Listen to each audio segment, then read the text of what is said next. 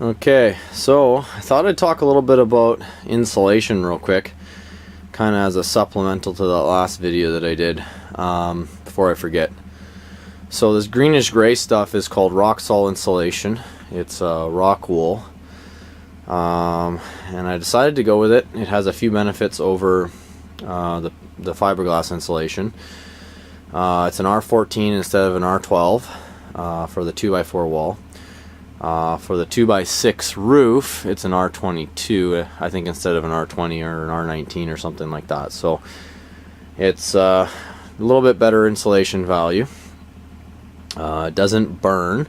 I've even tested that, and it definitely doesn't burn. So that's also another pro to it. And it's fairly, it's not very toxic, as far as I know.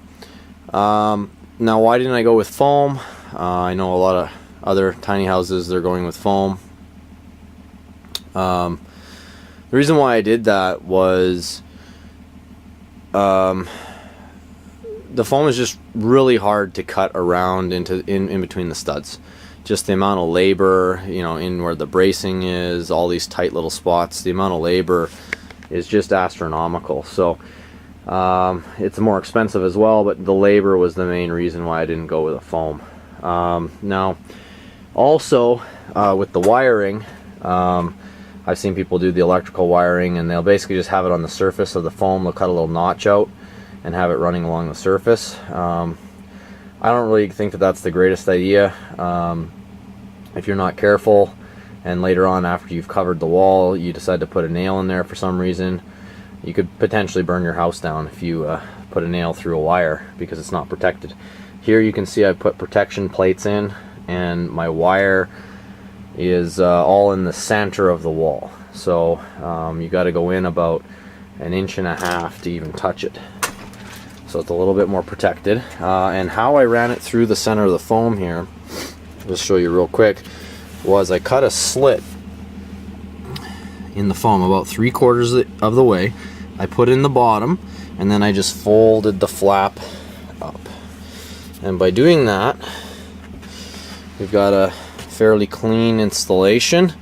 I don't really lose any insulation value going around the wire. And that's basically how we're doing it all. Here where I have loops and stuff like that, this stuff can also be, if you kind of look, you can kind of pull it apart in the middle. So I'm just going to pull it apart and set it around the loops and stuff like that. Okay, so that's how I'm doing the Roxol batting. Now you might be wondering, if I decided to go with the Roxol, why do I have a 3-inch foam board right here? And there is going to be a range hood there, and it's going to exhaust through the wall. So I put in the foam board there. I did a little bit of extra work to do that. Because I know what range hood I'm going to have, but I don't know exactly where it's going to go yet. And I don't know exactly where the hole's going to be. So when I get the hood, and I figure out exactly where I'm going to place the hole to go through the wall, I can go in with a hole saw and just cut a nice clean hole. When you're cutting through foam board like that, it just makes a perfect hole. When you put in your duct, it'll be really nice and clean. It'll slide right in. You don't have much to fix or fill in to keep your insulation value up and to prevent drafts. If I was to go through the Roxol with a hole saw, it would tear it up. It would make a mess. I'd probably have to actually open the wall and maybe even just take some of the Roxol out and then put it back in after.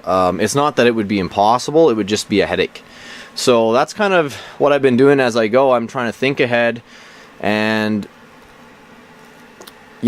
figure out what sorts of problems I might encounter and kind of solve them ahead of time, so to make the least amount of work and having to fix stuff as I go.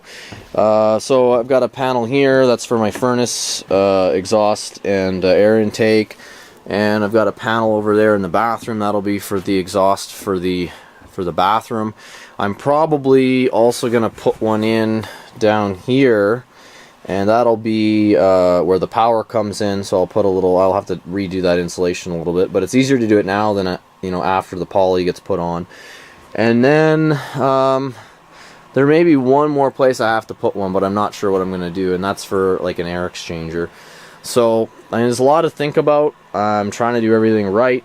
And you know, I guess, you know, with the severe Canadian weather, we can't really get away with a lot of the stuff that, you know, in a lot of these more temperate, well, not temperate, but moderate, warm climates, people get away with their house designs.